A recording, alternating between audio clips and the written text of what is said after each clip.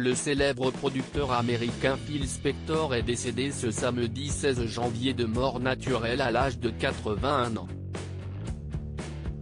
C'est le département pénitentiaire de Californie qui l'a annoncé dans un communiqué publié ce dimanche 17 janvier. Il avait rapidement su se faire une place auprès du public, notamment grâce à ses méthodes innovantes. New-Yorkais d'origine, il était très célèbre dans les années 1960-1970 d'avec Be My Baby, You've Lost That Love in Feeling ou encore Dadu Ron Ron.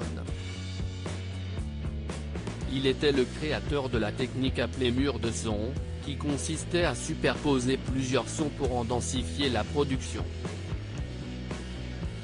Il était également un pionnier des groupes vocaux féminins avec plus de 25 succès du top 40 américain dans la période 1960-1965. Durant sa vie, Phil Spector a eu la chance de collaborer avec les Beatles sur le disque Let It Be et les premiers albums solo de John Lennon et George Harrison, mais aussi avec Leonard Cohen et les Ramones pendant la décennie suivante. Il était considéré comme un des plus grands producteurs de disques de tous les temps par John Lennon.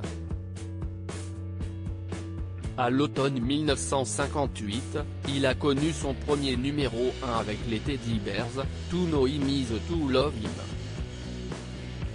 En 1989, il avait intégré le Rock and Roll Hall of Fame en tant qu'un des plus grands producteurs de l'histoire du rock.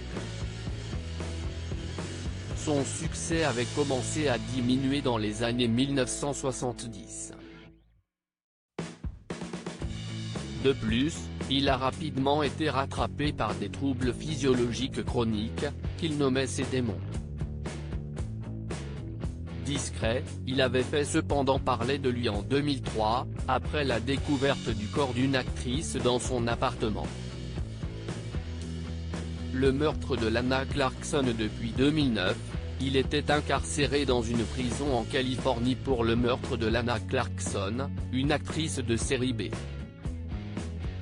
Dans la nuit du 2 au 3 février 2003, la jeune femme fut découverte sans vie dans la demeure de producteur à Alhambra en Californie. Il a d'abord affirmé que la quadragénaire s'était tiré elle-même une balle dans la bouche. Il a finalement été inculpé pour homicide involontaire en mars 2009 et reconnu coupable du meurtre en avril. Il a été placé en détention provisoire et condamné en mai de la même année à 15 années de prison pour meurtre au second degré sans préméditation, plus 4 années pour possession d'armes et n'aura pas droit à une libération anticipée. Il a tout de même tenté de faire appel de cette décision mais celui-ci a été rejeté par la plus haute autorité judiciaire de Californie.